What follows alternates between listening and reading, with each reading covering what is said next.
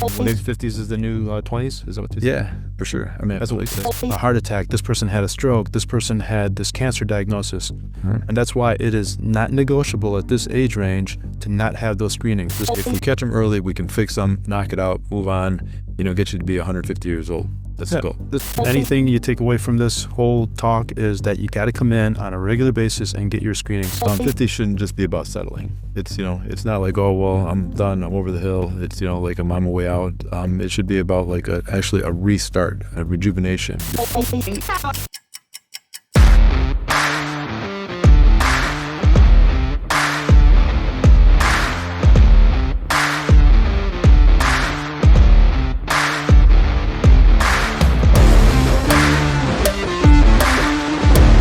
All right, buddy, welcome back to another episode of What the hell? All right, Dr. Ted Naiman, Dr. Craig Naiman. What up, everybody? How's it going? So today's topic, we're going to be talking about the 50s, the fabulous 50s. The magic decade, the best decade out there. Yeah, because we're in our 50s. Right. Yeah. Again, the 50s is the new 20s? Is that what you say? Yeah, for sure. I mean, that's what we say. Sometimes, right? Yeah. Sure. So 50s, it's not necessarily about being over the hill or, getting over that hump. It's about actually starting new and fresh. Right. Statistically, everybody's talking about this is the midlife crisis time, and that's not always necessarily the thing. I think that's a big thing that people talk about, but there's a lot of other things and other topics beyond just midlife crisis that we see at this age range. And this is really more of, again, we like to call it the reboot decade, right? The decade where you can actually kind of redefine things, kind of a hard set stuff, a lot of changes that actually, are not necessarily bad. It's just you have to adjust to. So it's talking about, kind of reassessing your goals, reassessing where you're at in life. It's not the decade where it's like, oh man, it's too late for me now. Like, like I should have started whatever. It's like, it's not it's one of those never too late to start. It's like, hey, it's not like I'm already over the hill and I'm done. Like, maybe we should talk about, what individuals in the 50s should be thinking about, like when they reassess like their goals and their life, their life plan. I love it. So let's go into it. So again, reassessing your health goals or your life goals at this age range, right? Again, there's a lot of things that now you're in your 50s, got a lot of life behind you. So there's a lot of learnings there. A lot of things have shifted. Most individuals at this age range, when you start thinking about it, again, their kids are older.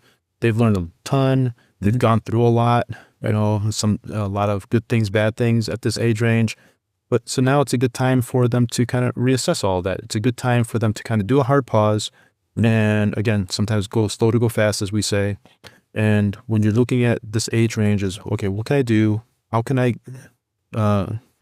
if I'm not there yet, meaning I'm not at the fitness level that I need to be at, I'm not at the professional level I need to be at, this is a good point in life to go, right, how can I reassess that? Right. I mean, it is a great time because if you think about like, when we start talking about our 20s and 30s, it's about like, hey, I'm trying to finish school or college or getting the launch of my career, starting a family, got a lot of stuff going on, whatever. 40s or like I'm still kind of balancing that. 50s, it's like now your kids are a little bit more grown, they're more independent, they're doing other things. Now it's like, now you need to time and focus on yourself.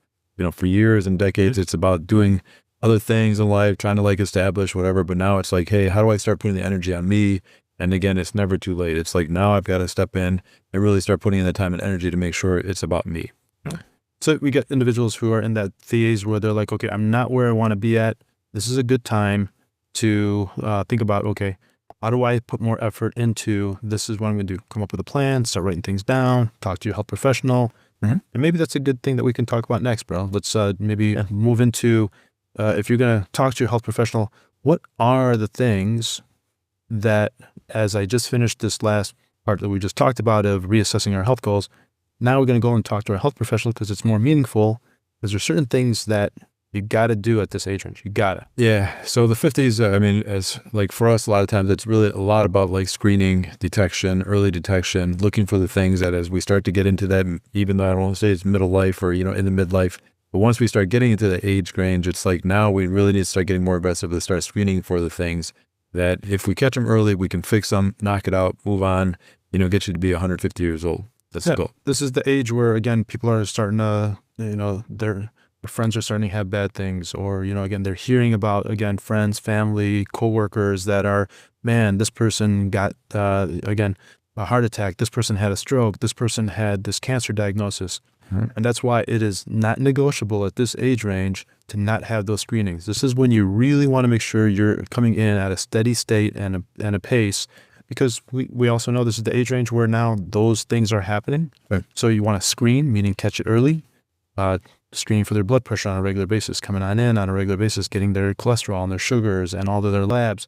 And of course, everybody's already maintained a medical home, because as we've talked about before, that should be done like, got to come in, make sure you're established. You have that provider. They already have that history. They're like, hey, Greg, Ted, this is exactly what you need to do.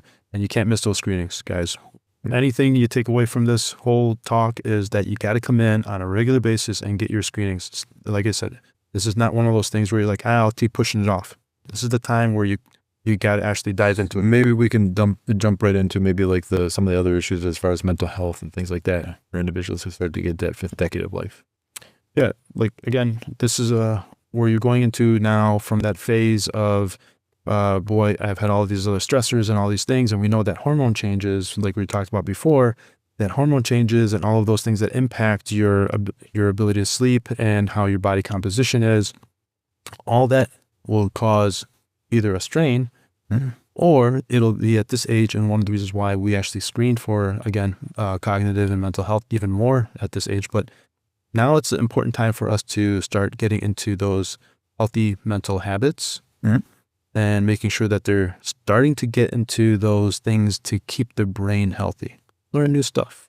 Keep reading. Keep doing the things that they need to. Yeah, and 5th decade, it really is all about like starting to kind of self-reflect. I mean, so for many years and decades, it's been about like, life, career, friends, relationships, building a family, the kids, doing all the different things, being the soccer mom or the soccer dad or all the different things.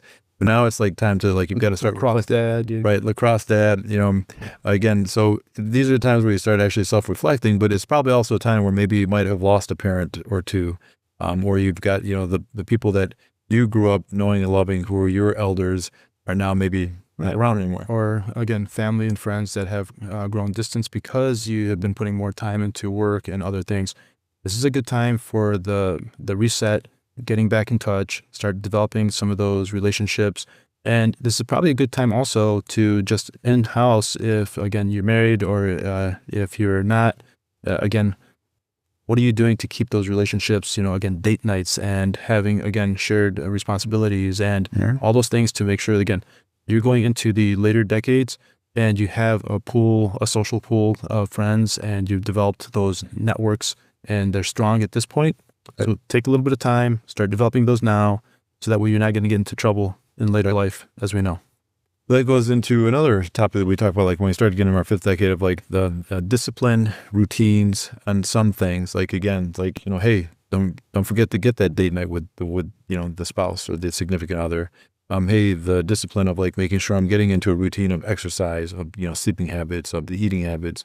But again, this is the time where like if you're not doing those things, it's going to catch up to you really fast. Maybe when you're in your 20s or 30s, you can get by, but now that you get in your 40s and 50s, it's going to catch up to you real fast. Yeah, and it's a good time to start altering some of those things too, because you know that you don't respond the way you did. You're going to have aches and pains faster. You're going to have to make sure that you also add in there, making sure you add in recovery time to your exercises. You're not going to have, like we have, again, several of our patients that come in and they're exercising 7 days a week. And that's great. But at some point we got to make sure that we're varying the exercises as well. And you're getting smarter about it, not just doing it on routine, but you're doing it in a smart way. You're going to have your routine in terms of resistance training. You're going to have your routines from cardio, but you can alter your cardiovascular or cardio endurance exercises. So now you're also adding in more interval training, and you also have your longer endurance training, and then there's recovery periods between it, so that letting your body start to recover better, so you don't get into problems with joints and things like that in the future. Yeah, for sure. So then we start talking about things like nutrition needs, your metabolism definitely going to start slowing down into your 5th decade and 60, or your 6th decade. So got to make sure that it's a little more tight and restrictive of the type of foods you're eating, the amount of foods that you're consuming. Sleep patterns, you want to definitely make sure that you're getting the proper rest, proper sleep cycles, making sure that you're, avoiding things that are going to keep you up at nighttime. doing things like avoiding the night lights that are going to keep you stimulated, making sure to get those like bedtime routines so that way when you get into the bed, it's, using the sleep hygienes. If you guys want to get a little more about sleep hygiene, you can listen to a couple episodes ago where we talked about sleep hygiene. I mean, that was... So I think maybe this is a good time to kind of move into the next set of things in terms of some pearls and tips and tricks that, things that we do on a regular basis that we could potentially share, again, so it's not just the things that we read and know from life science and lifestyle medicine and precision medicine, but it's also the things that we implement in our own daily life, right? We get busy. We have a ton of things that we do, including, these kinds of podcasts.